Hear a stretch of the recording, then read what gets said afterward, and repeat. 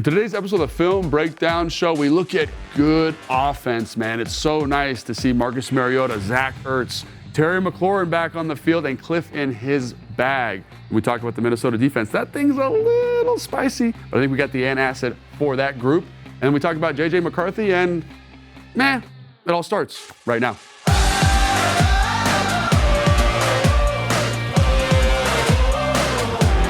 Welcome to the Film Breakdown Show. I'm Logan Paulsen here with just the guy, Jason. He's hanging out off camera. He'll pop in with questions every once in a while. And we are in the Big Bear AI Command Center studio, and we got some film to watch. So let's get into this. The first film we want to watch is the Commander stuff. So now, obviously, they lose the game. I think there's a lot of really positive things, specifically on offense. We're going to look at kind of a drive. So basically what it is, I went through and I took out kind of the big plays or the significant plays and just kind of what leads to them getting a touchdown. So we're going to start here. This is a 2nd and 4. So first off, down and distance, let's just write this on the screen so everyone can see it. 2nd and 4 is really important because it lets us stay in our play action passing attack game, right? So we're going to get right here. We're going to motion down and watch our guy Zach Ertz here. Let me just put a little highlight circle on him. Watch this route, okay?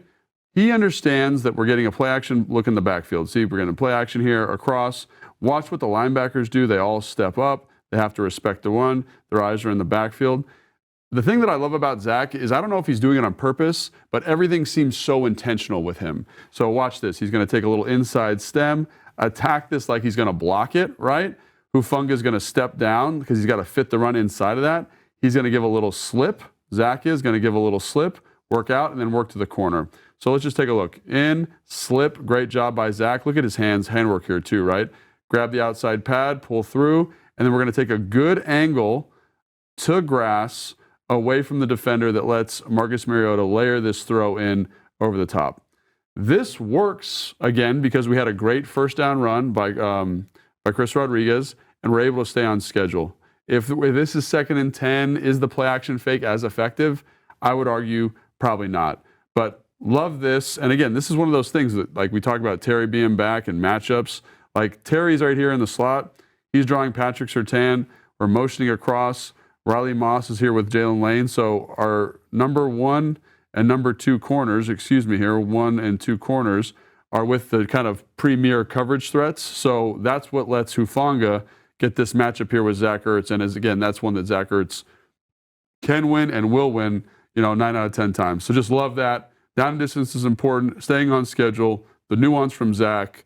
Love it all, right? So that keeps us on schedule. So now another thing that's important on these long drives, there were 2 or 3 of them in this game. They all have an explosive pass play or a pass play that's about 20 yards. I think this one's 19. So now let's get to the next play. This, to me, is one of the more fun plays in the game. So what they're going to do here is they're going to run kind of what would be a GT. So GT traditionally is guard, tackle, pulling.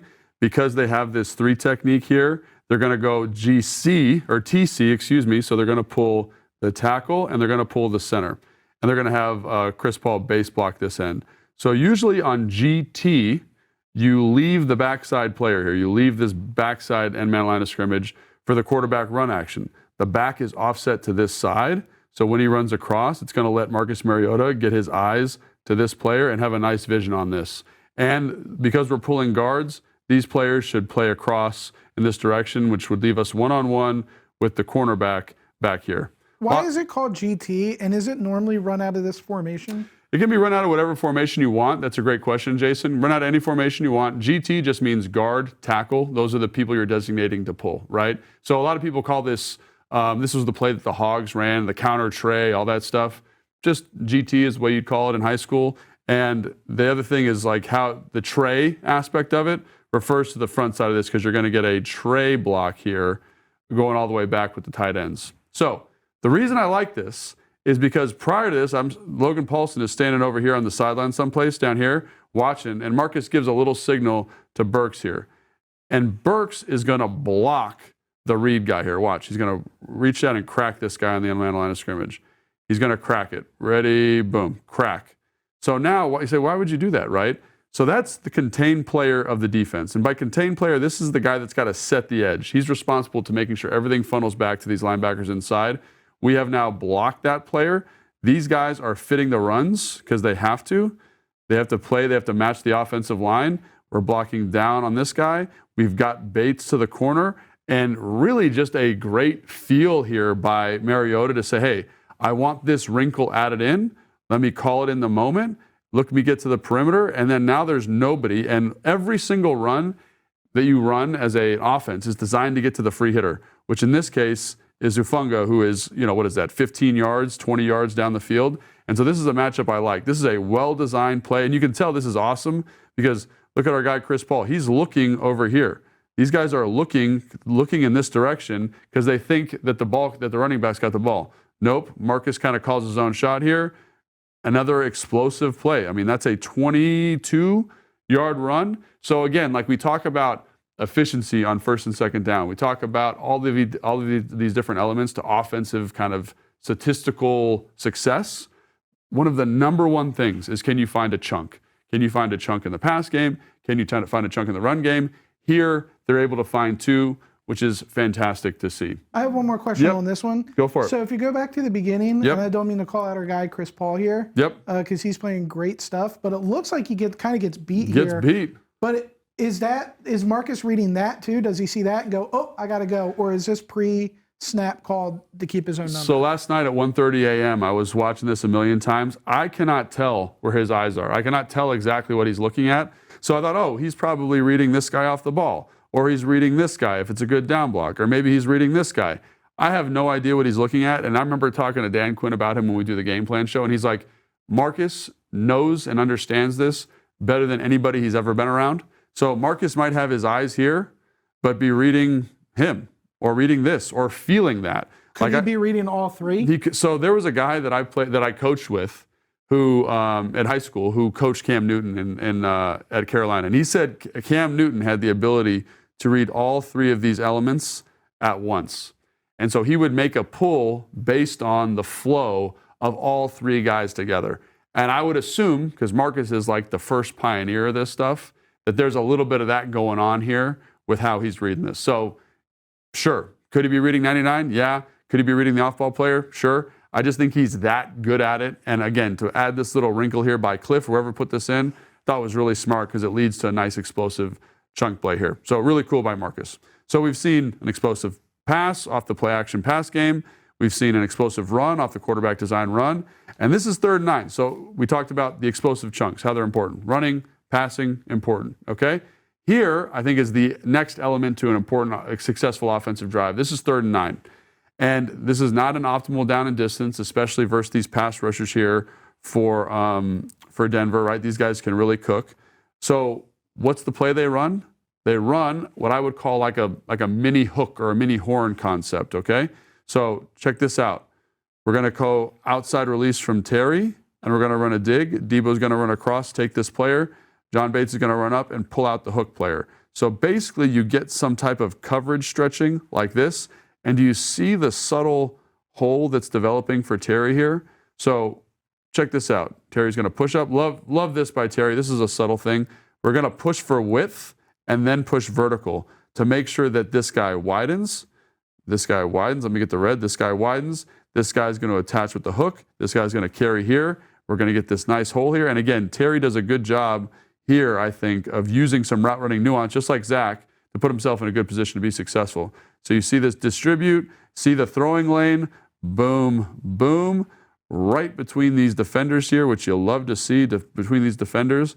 And that's set up by concept, that's set up by route running. That's a great feel and call by Kliff, because this is pretty good versus man. It's great versus zone. Sink this in here. And then the other thing that's important is this is a little bit down the field kind of concept. I look at our guys, these 5 dudes up front, man, and they played a heck of a football game. And this is just another example. So great job by Laramie with the get-off. We're not going to let Nick Benito get to our edge. Josh Connolly is going to absolutely stone this at the line of scrimmage. We got the slide working to our offensive right. We stone this. Chris Paul's in a one-on-one versus a very good pass rusher in Allen. And Jason, that is a pretty clean pocket, my man. And so when you get to a 3rd and 9, it stresses you because the pass pro has to be excellent. The concept has to be excellent. The route running has to be excellent. And this is a fun play because all 3 of those elements, to me, are excellent here. Great job by Terry making this catch and putting us in a position to score a touchdown potentially. So love that. Like, just love the detail and layers there. Now, so we talked about how important it is to win in third down. This is a 3rd and 5 call. We had 2 runs prior to this that put us in a bad spot. We're backed up a little bit. It's 3rd and goal. What are we going to do here? They're in man coverage. Boom, man, man, man. One of these guys has the back. We're right here, okay? So this is a really great call by Kliff, in my opinion. This is exactly what you want. We're going to get Terry on a now slant under here. Boom, 1 step up underneath. Pat Surtain is within 1 yard of the line of scrimmage, so Zach Ertz is basically going to block this guy. Debo's going to run kind of a whip to pick both these players. And watch Terry come open here. Boom, that's exactly what you want, right? That is a great call, understanding Denver's going to bring man coverage, and a great execution here by these guys, because this ball, to me, right here, right? Let it rip. The fun thing about man coverage and the fun thing about having a stud at quarterback is he's going to pick the best matchup. And this dude right here, I know he's just kind of getting back into football after being in Tennessee. When you have a horse that can run and gallop and jump and do the things that Treylon Burks can do, sometimes you just got to let that boy go gallop. And holy cow, did he gallop on this one, man. Look at this catch. Love it. Love it, man. Like, that is full extension. That is, maybe catch of the year. And sometimes it's nice having a guy who can just win physically the way he did here. So great job by Mariota picking your matchup, giving a good ball. But sometimes your guy's just better than the other guy, and you're going to come down with that. And that is an electric moment. So I think all 4 of those plays on this long drive here by Washington show great execution, great timing, the 2nd and 4 completion of Zach, the importance of first down success, the importance of a quarterback run game, the importance of finding explosive chunks, the importance of converting on 3rd down, and the importance of maximizing your playmakers, all on display here. Hopefully that's something they can carry into the back 5 games of the season here. All right, now let's talk a little bit about Minnesota. So we're going to start with their defense. Now, their defense, I think, is getting a little bit of a bad rep right now, because they're like, oh, they're 24th against the run, they're whatever against the pass. Like, it's just not been as effective as they were last year. When I cut the tape on, man, this is a good ball club, man. They are really fun to watch. So let's start with this. This is first down, if I'm not mistaken. Yes, this is first down. They're going to bring a pressure. They are very aggressive with these kind of 5-man rushes on first down and these zone simulated pressures. Like, this guy's going to become a hook player. This guy's going to read eyes. This, to me, looks like a version of quarters. So you're going to get 2 underneath, 1, 2, and then you get 4 deep. But see, one thing I want to point out is look how all their eyes are on the quarterback and on route concept, right? So the reason this is important is, check this out. This is a great job. This is a great call here. This is a little bit of a pin pull. This is something that Seattle likes to run a ton of with Jackson Smith and Jigba.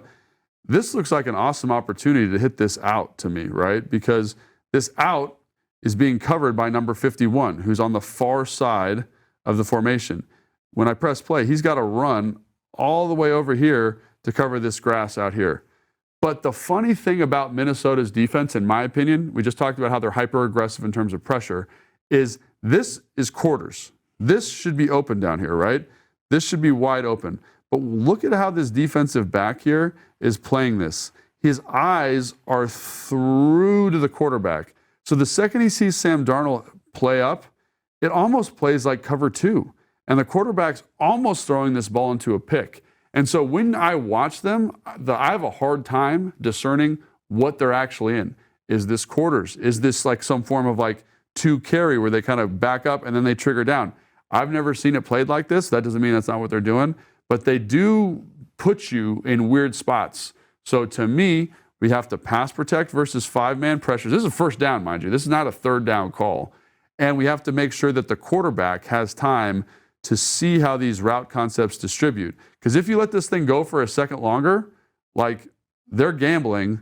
This dude is the best receiver in football, and there's nobody within 5 yards of him. So if you let the concept distribute, you give the quarterback time, you can pick these dudes apart because it is a little bit risky. It's like a gambler. Like, they're trying to kind of make plays. And again, if you can pass protect, there are throws, but they force you into these moments more often than I think, because it's amorphous in the back end and they're good at bringing pressure. And it's all the time. It's not like, hey, they get good third down pressure. It's first down, it's second down, it's 3rd and medium, it's short yardage situations. They've always got something for you.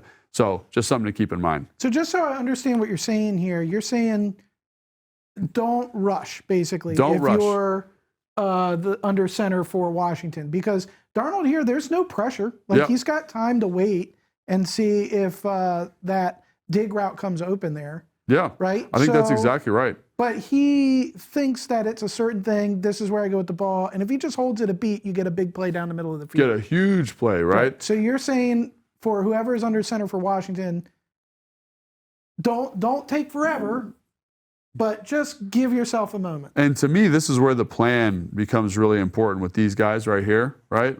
I know you don't want me to use that one. Let's use this one. What do you think, Jason? Let's use the pocket, right? Pocket. These guys. Boom. Let's I love go. that one. Look at that wall. Yeah, look at the wall. So are we picked up is the main question, right?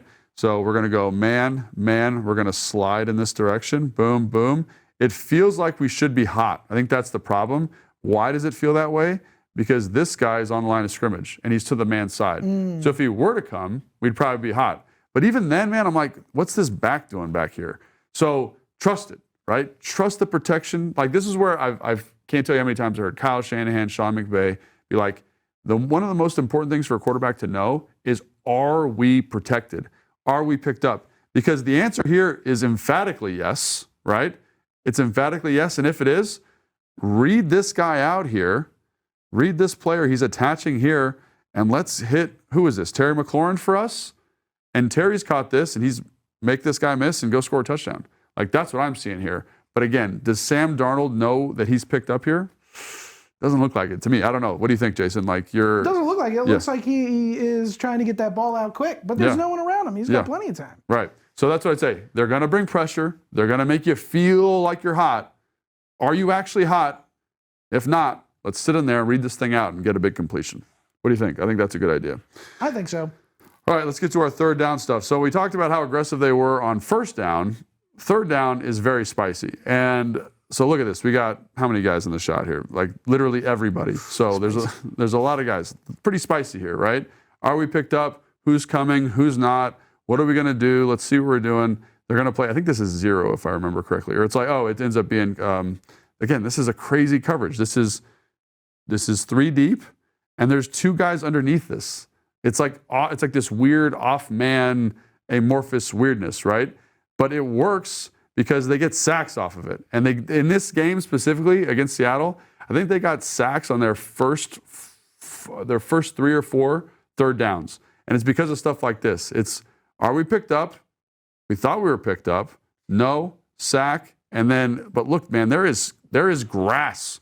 There is grass here. If you can get picked up, look at Cooper Kupp, one of the all-time receivers of this era, is by himself here. We can get this ball out. We just got to make sure we're picked up. Let's look at the end zone here real quick, Jason, so we can kind of take a gander. So this is tough. I'm not saying this is easy to pick up, but we can get this targeted correctly. We got a shot.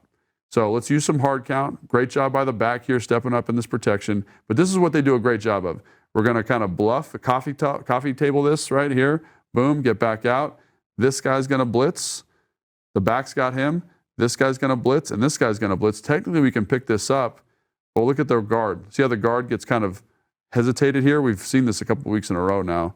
Watch the hesi by the guard here. He gets kind of caught up there, right? You see him? Oh, who do I block? The safety's able to squeak in, and then the tackle loses because Sam Darnold is losing depth in the pocket. The other thing I'd say is, Sam, like, what if you stepped up here? I don't know. 55 is right there, man. 55 because of back. Yeah, this guy's losing. This guy's losing. Yep, this guy loses. This guy loses. But technically, we got enough bodies. So what is the protection plan? And we got a tight end over here who's not being used. So if that's the case, like, could we go full slide this way? If we think that, so full slide would be like, we talk about 3-man slides, and this is the man side. What if we just said, hey, man, bump it. We got John Bates. He can block this guy one-on-one. Let's slide this all across and just pick this sucker up with the back kind of fitting in where he gets in. That, to me, might be a better solution here because, again, if you can protect these looks, which are very hard, I'm not saying they're easy, but if you have a plan for these looks, you got a shot to gash these guys. Yeah. We can play what if here all the time, too, but if that's Jaden or even Marcus, there's a little hole to run out of there. Oh, I got to go. I'm sneaking through this hole. Also, I want to ask you a question on the wide real quick, Logan. I'm sorry I'm caught up on this play. But in the secondary here, you have 43 and you have 7. When they back out, it looks like maybe they're 2-on-1. Like, I'm confused at what they're doing. Does that even matter? Did they get confused? Is that can't be right? Yeah. And it's just the pressure hides that up a little bit. The pressure hides it. So this is, I thought meant 2 was wrong, but then we got 3 underneath, 3 deep. So this is usually what happens when you bring some type of fire zone pressure, right? You got 3 deep, 3 underneath, because you're in cover 3, you're losing an underneath player. Usually you'd have like a 4th guy over here someplace.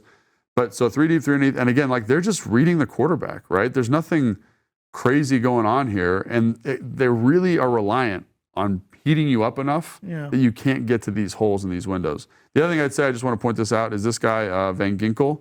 He's the straw that stirs the drink, man. They can rush him. He's a great pass rusher. He can drop out. He's good in coverage.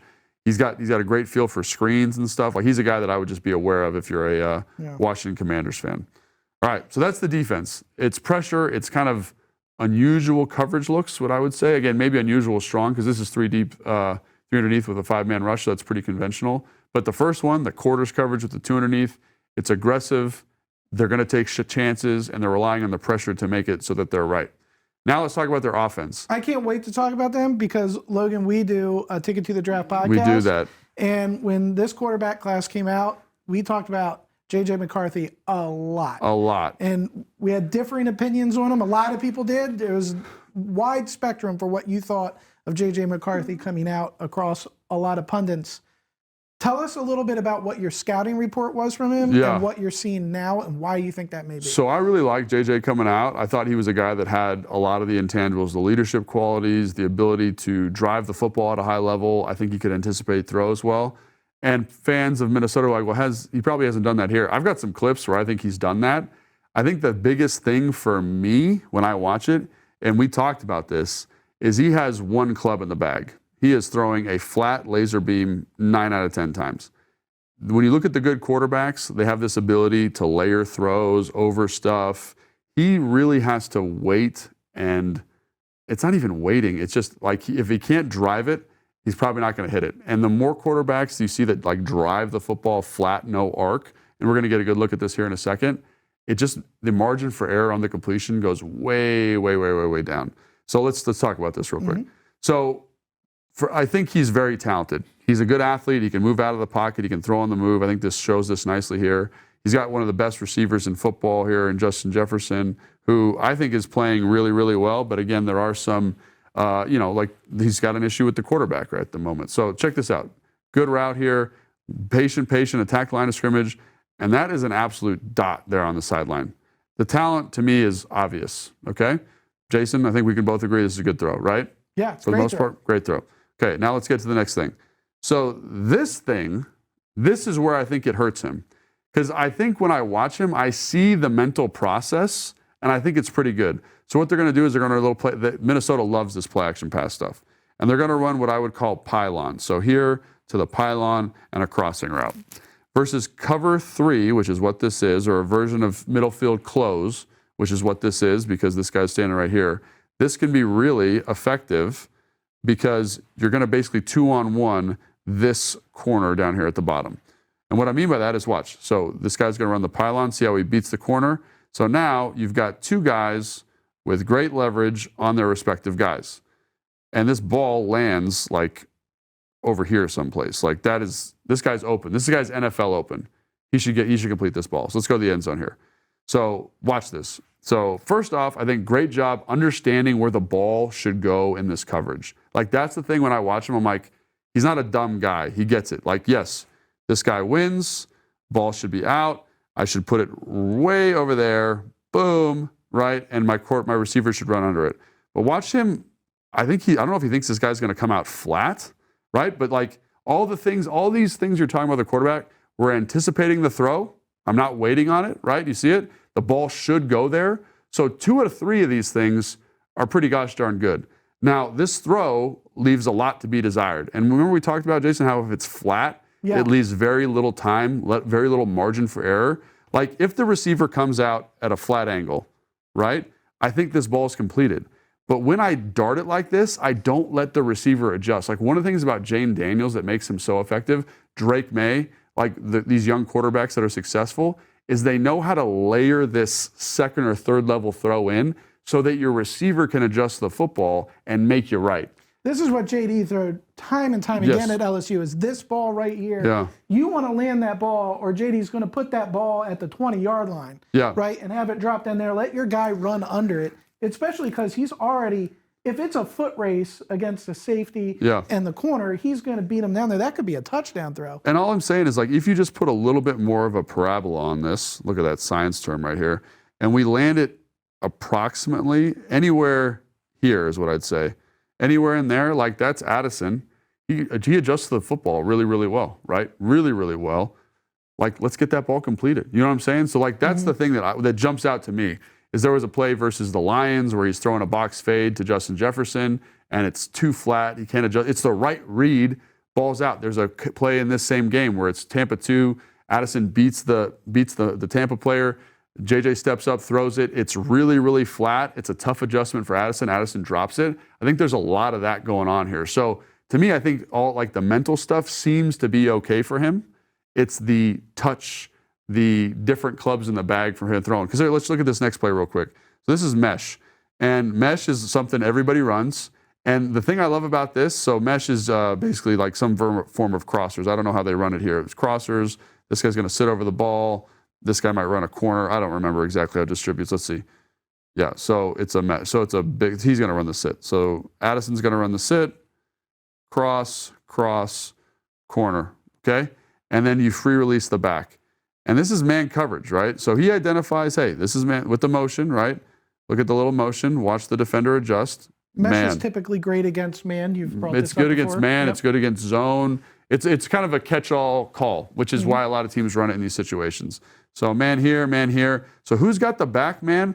This guy that's in the mix here. And I think this running back, Jones, is he's a very, very good pass catcher. So good job here by JJ, knowing we're picked up, knowing the matchup that I want, which is this one right here. This seems exactly what we want. And I'm going to put the ball out where I need it. And again, like this throw is pretty good, but we haven't been able to hit on some of these things down the field for him. So again, like, do I understand why Minnesota fans are concerned? Absolutely. Do I think there's enough here to be like, the more he plays, he's the youngest quarterback in the NFL, like starting quarterback. He missed a whole year last year. You got to give him some time. Right. And do I see enough of this stuff to be like, ooh, this is tough? Absolutely. So what I would say is he's going to know where to go with the football, but kind of like Bo Nix against Denver, he's going to miss enough. So like on a 2nd and 10, he'll miss a throw, get you to 3rd and 10, get us take a sack, and let Washington's defense get off the field. Hopefully throw one into the gut of a linebacker, something like that. Like Bo Nix did, yeah.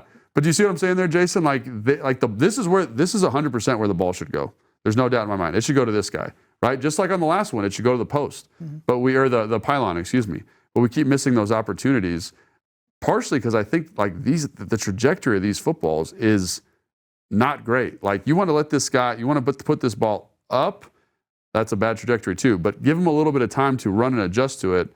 Use his speed to run by the linebacker as opposed to having to negotiate a flat trajectory football right there. So as he plays more, hopefully he'll be able to figure this out. But I think maybe my main point is, I think this is really advantageous for Washington because the completion percentage is low. The receivers aren't catching the football well. He's missing throws, even if it should go to the right spot. And I think that plays well for Washington's defense. So that's going to do it on our breakdown of Minnesota. And we'll see you next week.